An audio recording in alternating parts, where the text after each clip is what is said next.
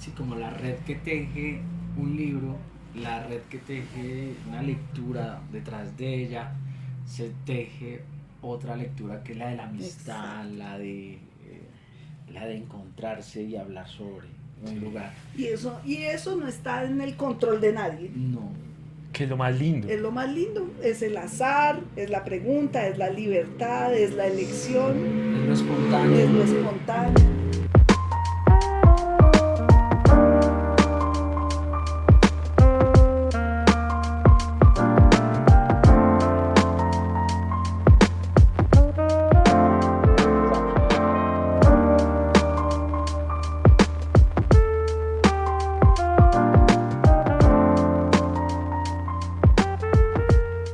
Estamos nuevamente reinaugurando este proyecto que no se ha caído.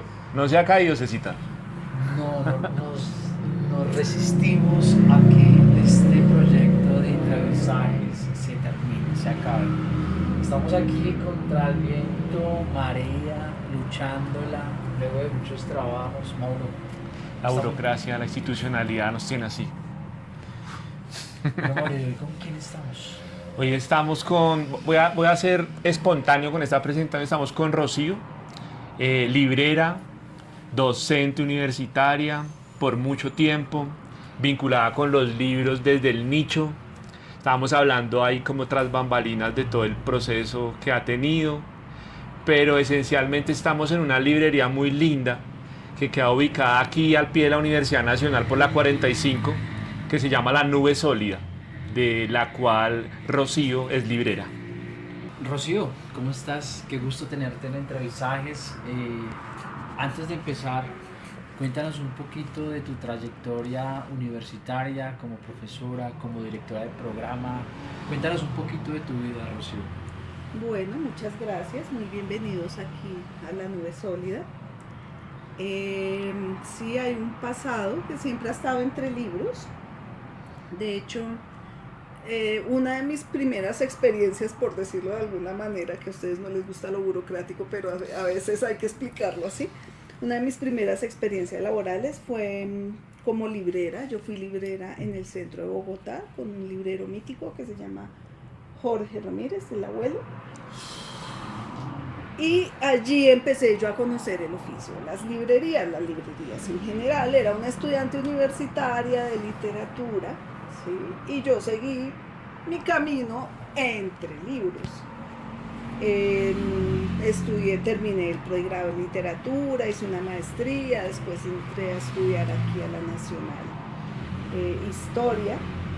En la historia me, digamos, enriqueció mucho más esa perspectiva y ese amor por los libros. Allí pude desarrollar una línea de investigación que tenemos los historiadores, que se llama Historia del Libro. Y digamos que yo fui haciendo muchas cosas en términos de edición, de corrección de estilo, docencia en el campo, pero sentía que había aplazado algo, ¿sí? Sentía que había aplazado algo que me apasiona, que es el oficio de librera. Y retorné hace 5 años a una de socia a una librería que se llama El Espantapárrafos, y en este momento pues ya tengo mi propio proyecto que se llama, como ustedes bien lo dijeron, La Nube Sólida. Bueno, Rocío, y ahí voy, que me parecen muy lindos esas etimologías, si se quiere, esos nombres de esas librerías. Que a veces uno asocia con autores, con ciertos textos de autores, y entonces uno escucha La Nube Sólida porque entre visajes, y este visaje también en particular busca un poco siempre promover la lectura, promover los espacios en donde se encuentran los libros, promover desde autores, desde profesores de literatura, desde libreros, el escenario. Y entonces yo quería como preguntarte un poco de dónde surge el nombre La Nube Sólida, porque vamos a difundir este visaje para que vengan a visitar tu librería. Sí. Trabajamos con libros físicos, ¿sí? Entonces, bueno, pues uno hoy en día tiene la opción de leer los libros virtuales, los PDFs, conseguir mucha información en las redes, hacer muchas cosas a nivel de lectura gracias a las tecnologías. Pero hay un, digamos, un nicho de lectores que siguen o que prefieren los libros en físico, los libros en papel. Los libros en papel son lindos, huelen rico. Hay otra relación en términos de concentración. Entonces hay gente que prefiere leer el libro físico. Yo soy de ellas, a pesar de que también soy lectora de libro electrónico. Pasé la pandemia leyendo muchos libros electrónicos y quedé muy cansada y con los ojos pues muy malos. Agotados. Muy agotado todo. Entonces, bueno, dije, no, esto no lo puedo aplazar, yo voy a volver a los libros físicos. Y como no son de la nube, es decir, no son libros que estén allá en la nube, sino libros físicos, entonces decidí que el nombre más bonito para la librería podría ser La Nube Sólida. Qué lindo eso. La transición. Sí. Rocío, hay una cosa que a mí siempre me causa curiosidad, porque digamos que parecemos jirafas en extinción, y es que nuestros oficios cada día, digamos que van perdiendo seguidores, van perdiendo ese entusiasmo de la juventud por leer, y lugares así como esta librería, digamos que es una resistencia, ¿no? Como este mismo programa, Mauricio, nosotros estamos resistiendo, y yo creo que esta también es una forma de resistir. ¿Qué es lo que, digamos, te motiva a no perder este oficio de librera, que digamos que es un oficio que se está extinguiendo, como las jirafas? ¿Y qué te motiva a decir, no, hay que seguir? Pues mira, sí es doloroso a veces uno ver que algunas librerías se cierran, otras se abren. Pues acá la mayoría de gente que viene es gente joven. ¿Sí? Hay unos grupos, mira, es muy grato ver, por ejemplo, los muchachos que les gusta leer la filosofía. Entonces vienen y preguntan cosas muy fuertes, vienen preguntando. Libros de Hegel, marxismo está de mucho interés nuevamente entre los jóvenes. La gente que lee la literatura muy compleja, ¿no? Los grandes escritores rusos del siglo XIX o nuestros poetas colombianos. Esa es como la paradoja del asunto, ¿no? Hace 40, 50 años nos están diciendo es que el libro físico va a desaparecer. Pero lo que yo siento que nuestro país está fallando son las políticas de educación y de lectura. Hay unas políticas muy buenas de difusión, pero no han alcanzado a llegar a toda la gente. Entonces, pues porque la lectura lo lanza uno a preguntas. Eso es lo básico, es lo que hace uno cuando lee. Correcto. ¿Sí? Y se divierte, se entretiene o le genera conmoción o le trae muchas relaciones con la belleza, ¿cierto? Pero en lo básico pues es porque le genera preguntas, y si la gente ya no tiene preguntas, ¿qué es lo que busca? Sí. Mira que muy de la mano con lo que estás diciendo y con lo que preguntaba César, a mí siempre me ha gustado en estos visajes como ir como al asunto de las comparaciones, si se quiere. Y me gustaría preguntarte ¿qué no ha cambiado? ¿Qué no ha cambiado cuando tú te vinculaste con el mundo del libro hace muchos años, como tú nos lo has dicho? Porque llevas mucho tiempo en docencia, llevas mucho tiempo, hablabas de que estuviste con uno de los grandes libreros del centro de Bogotá. ¿Qué no ha cambiado con respecto a esos inicios tuyos con el libro y hoy? digamos, lo que genera un libro en muchas personas como objeto. ¿Sí? Hoy, por supuesto, la edición exige que sean objetos muy bellos. Un libro que no esté bellamente editado, que no tenga, muchos exigen que tenga la ilustración, ¿sí? La letra, el tamaño de la margen, esas cositas que uno dice, ay, pero esos son más como de la estética del objeto, pero es más que eso, ¿sí? Es la comodidad, es la secuencialidad, es el paso de la página. Entonces hoy lo que yo siento es que los que leen son unos grandes entusiastas. Y que es gente que está en permanente búsqueda. Entonces aquí vienen gente que busca temas específicos, libros específicos. Entonces está el coleccionista de los libros de fotografía, de arte, o el lector que está tratando de armar toda la obra de un determinado autor, o el que se especializa en un determinado tema. Entonces eso es para mí como lo que yo vuelvo a encontrar otra vez de esos tiempos ya en que yo fui librera muy jovencita. No, y me hace pensar en el librero formador. El librero es un formador, y eso, usted puede ir, digamos, a las nuevas librerías y usted encuentra a un joven, pues está bien su trabajo y todo, pero él te indica dónde está el libro. Pero estos libreros que son formadores, entra el que viene buscando un libro y resulta que le cuentan una historia y le cuentan la historia del libro. Sí. Esa historia del formador, librero formador, me parece muy bella. Es, digamos, que ya digna de una gran novela. ¿Cómo te ves tú como formadora de libros? Porque sé que también eres profesora, durante mucho tiempo estuviste en la academia. ¿Cómo eso se traslada aquí? Por supuesto, es la gente que viene.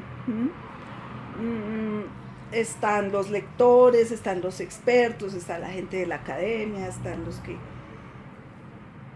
y preguntan, ¿sí? Y si uno sabe, puede generar, digamos, inquietudes, no solo frente a lo que la persona está preguntando, sino también establecer vínculos, encontrar conexiones entre autores.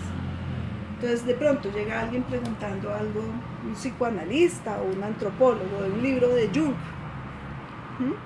Entonces uno dice, mire, yo de Jung tengo estos 2 libros, pero también puedo tener la novela en la que él se basa para construir la idea del eterno femenino.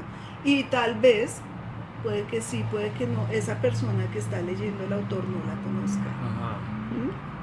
Entonces establece unas conexiones. Y lo mismo, hay ambientes, entonces hay cosas que a veces yo no recuerdo o no sé, y hay de pronto alguien acá en la librería visitando y le presta atención a lo que la otra persona está preguntando. Es decir, es como la idea de armar una red, ¿sí? Genial. Una red de lectores, de gente que discute, de gente que pregunta, que busca cosas todo el tiempo. Y mira que escuchándote se me ocurre una cosa muy interior mía. El tema de las coincidencias, ¿no? Yo siempre he creído que en la literatura uno encuentra que no hay como vínculos por azar. Te cuento una cosa así rápido. Por ejemplo, hace un tiempo conocí a una persona por intermedio de un vínculo con una librería o con un libro, ¿sí? Y entonces no había ningún tipo de vínculo adicional que nos uniera, solamente llegó el libro y unió. Entonces, sí, un poco para cerrar esta partecita del visaje, me gustaría que de pronto, no sé, recordaras alguna coincidencia que tú dijeras, oiga, pero esto es demasiado extraño, y la literatura siempre generando el sortilegio y la magia, y no sé, como que nos cuentes un poco, anecdóticamente si se quiere, algo que tú recuerdes al respecto. Sobre todo por las personas que se acercan, ¿no? Entonces uno empieza a decir, no, y usted, porque a alguien le preguntan, digamos acá, ¿y usted cómo llegó a la nube sólida? No, es que a mí una amiga me trajo. pero entonces resulta que esa amiga es amiga de otro lector, ¿sí? Y ese lector lo manda para acá porque le dice, oiga, mire, yo vi un libro que está allá, ¿sí? Vaya y búsquelo, que eso lo lleva buscando usted hace mucho tiempo. Genial. Y las amistades presentes y las que ya no están, entonces puede ser que el autor ya se murió hace unos años, o el dueño del libro se murió hace unos años, o uno habló con una persona en otra época de ese libro y entonces eso vuelve. ¿Sí? Es como volver a encontrarse de alguna manera con eso que está por allá y ponerlo y traerlo acá. ¿Sí? Como darle otra vez vida acá. Y bueno, la gente hace también cosas con eso, ¿no? Que es la práctica lectora, es decir, terminamos encontrándonos porque hay una persona que habló de mí y ustedes la conocen y la admiran. Sí, súper. Esas lindas coincidencias. Sí, como la red que teje un libro, la red que teje una lectura detrás de ella, se teje otra lectura que es la de la amistad, la de encontrarse y hablar sobre un lugar. Y eso no está en el control de nadie. No. Que es lo más lindo. Es lo más lindo, es el azar, es la pregunta, es la libertad, es la elección. Es lo espontáneo. Es lo espontáneo. Sí, a mí, digamos que llegamos a la nube sólida por una estudiante que tú tienes, que admiras también mucho y nos hablabas ahora de ella. Y digamos que con ella yo también hablaba, y ahí va mi otra pregunta, y es, digamos que la nube sólida también se proyecta como una apuesta muy femenina. Digamos que uno va a las librerías y casi que son libreros, pero aquí uno encuentra a una mujer al frente de esta librería. Son otras conversaciones más, digamos que más íntimas, más entrañables. Porque la nube sólida es también una librería, no solo para los hombres, sino también para las mujeres. Yo, cuando empecé a estudiar literatura, echaba de menos las autoras, ¿sí? En eso canónico, fíjense que, yo creo que ustedes son más jóvenes y por supuesto me imagino que tienen otra experiencia, pero no leíamos escritoras y ya existiendo un grupo en Latinoamérica y un grupo en Colombia, una y otra referencia, algunos profesores, pero en general ese canon estaba permeado por la idea de lo, comillas, masculino. Yo hice una tesis sobre el travestismo en Severo Sarduy, pero como que en ese momento nadie le paró bolas a eso, le paró como una cosa extraña, ¿no? Pero nada más. Y eso tiene unos lugares. Entonces, cuando empecé yo a hacer la clasificación de los libros y a darle los lugares a los libros en la librería, armé unas secciones de escritoras, escritoras latinoamericanas, tengo mi sección de escritoras europeas, latinoamericanas, colombianas, tengo la sección de filósofas. Súper genial. Y por supuesto, es decir, todo el tiempo aliento entre mis estudiantes y mis amigas, los ambientes femeninos y el trabajo de las mujeres alrededor de todo esto, ¿no? Que ha sido un poco invisibilizado, pero que aquí estamos. Es decir, igual yo sin lo que me enseñó el abuelo, pues no sería hoy tal vez lo que soy. Y están también otras personas alrededor de esto, ¿no?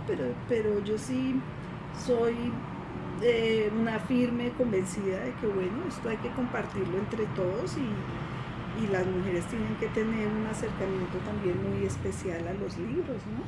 Sí, ahorita que hablas de las autoras y entendiendo que este proyecto que nosotros tenemos es un proyecto de promoción de lectura como desde el underground, desde el sótano, nos gustaría que de pronto del otro lado hay visajosos, visajosas, como que nos contaras un poco desde tu subjetividad, si quieres. Como sacar una autora por cada uno de esos contextos que nos mencionas y dijeras, hay que leer esta autora en Europa por esto, hay que leer esta autora latinoamericana por esto, hay que leer esta autora colombiana por esto? Bueno, de pronto, pues a uno no le gusta o no le gusta tanto, pero lo que tú dices, eso es una perspectiva subjetiva, ¿sí? Pero los libros igual ahí están. Entonces, de las francesas, pues por supuesto, uno tiene que pasar por Marguerite Yourcenar, tiene que leer a Marguerite Duras, tiene que leer a Simona de Beauvoir. De las norteamericanas, leerse a la gran poeta maravillosa, a Anne Sexton, a Margaret Atwood, las poetas rusas, las escritoras eslavas, que son de una intensidad que es muy profunda, y en general esos escritores de esa región, leer las escritoras colombianas, acérquense a Laura Restrepo, que es una de las más conocidas. Poderosa, ¿no? Pueden Laura. empezar, si les gustan las latinoamericanas, con Clarice Lispector. Las mujeres del Caribe, hay unas que son, como muchos de los escritores, poderosos, así, hablando de su mundo, de la música, el mundo negro, está ahí. Leerlas, claro. Genial. Sí, y ahí nos volvemos a encontrar con la librera que forma, ¿no? Digamos que es una invitación a todas las visajosas y a todos los visajosos que quieren escuchar una voz que les puede ayudar a introducirse en estas lecturas femeninas, no como una forma de discriminar lo masculino, sino como una forma de integrarse y de una forma de encontrar lugares que han sido tratados desde otras sensibilidades, y la sensibilidad femenina, digamos que le explota en la cara y le hace cambiar a uno la forma de ver la vida. A mí me haces pensar, por ejemplo, en Marvel Moreno, ¿cierto? Sí. Cómo esta mujer con esa sensibilidad tan sin límites logra en este momento de la historia empezar a opacar, digamos, que esa literatura que se impuso y que hizo tanto ruido, que opacó en su momento a las mujeres y que ahora está volviendo a explotar, y explota con esa sensibilidad que, digamos, que no está quitando, sino que entra con esa feminidad tan bonita. Sí, porque hay que venir a la nube sólida a escuchar, a hablar de la voz femenina. Bueno, a la nube sólida se puede venir a tomar café, se puede venir a conversar, y en la conversación seguramente, si están las preguntas, hablaremos de esas obras y de esos temas. Súper lindo. Para que la gente, pues los interesados, las interesadas, conozcan esas obras, esos autores, digámoslo así, que tú dices tienen el visaje y además están un poco todavía en el underground. Sí. No, y mira que ya como para ir redondeando en tiempos que se perciben de soledad, como de introspección, de que la gente está metida en sus apartamentos, en sus cosas, encontrar espacios de librerías como la tuya, en donde tú dices que se puede venir a conversar, que se puede venir a escuchar al otro. Eso me parece súper lindo, ¿sí? Porque al interior, ahorita en este momento, estamos nosotros acá en este visaje, y hay mucha gente que está metida en sus casas de manera solitaria, y qué lindo que puedan existir esos espacios para venir a hablar con el otro, ¿no? Así es. Pues la soledad es hermosa porque pues le dice también a uno cosas, ¿no? Hay un libro precioso que se llama justamente Una soledad demasiado ruidosa, que es de Raval, que es un librero. Pero yo creo que también, es decir, una lectura incita a la conversación, ¿sí? Leer un libro pone a la gente a hablar de sí, hablar del otro, hablar de la situación social, hablar de los mundos maravillosos, los jóvenes leyendo sus libros de fantasía. ¿Mm? Lo conecta a uno. Lo conecta a uno con el ahora, lo pone a mirar de otra manera el pasado y entender lo que pasa, ¿no? Entender con mejores herramientas lo que ocurre y socializar también con el otro de una manera distinta. Siempre creo yo en el diálogo. Rocío, tú eres profesor y te quería preguntar, ¿qué extrañas, para empezar, qué extrañas de ser docente? El salón. El salón es maravilloso, la gente joven es increíble, hacen muchas cosas, tienen mucha buena energía. Los jóvenes de hoy, yo valoro su capacidad, digamos, de pararse, de ser firmes, de hablar, de hacer sentir, digamos, sus sentires, de tener perspectivas políticas. Entonces, bueno, eso lo extraño, no lo he dejado todavía, hago cosas con la academia, pero ya pues en otras lógicas, ¿no? Sí, no, yo no olvido el salón.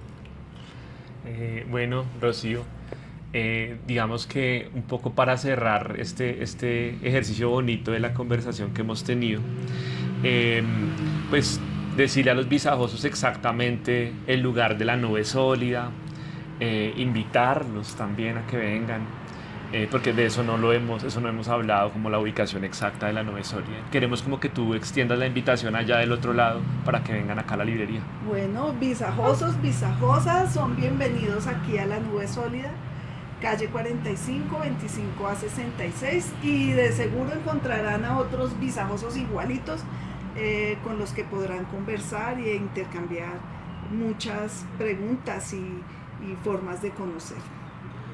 Rocío, ¿en qué redes sociales se pueden seguir? En @lanubesólida en Instagram y en Facebook. Muchas gracias, Rocío, por este espacio tan bonito. Ustedes, tan Rocío. generosos, tan bellos. Y que los visajes sigan. Ay, Que los vamos visajes. adelante con los visajes. Vamos a resucitar este muerto. No digas así.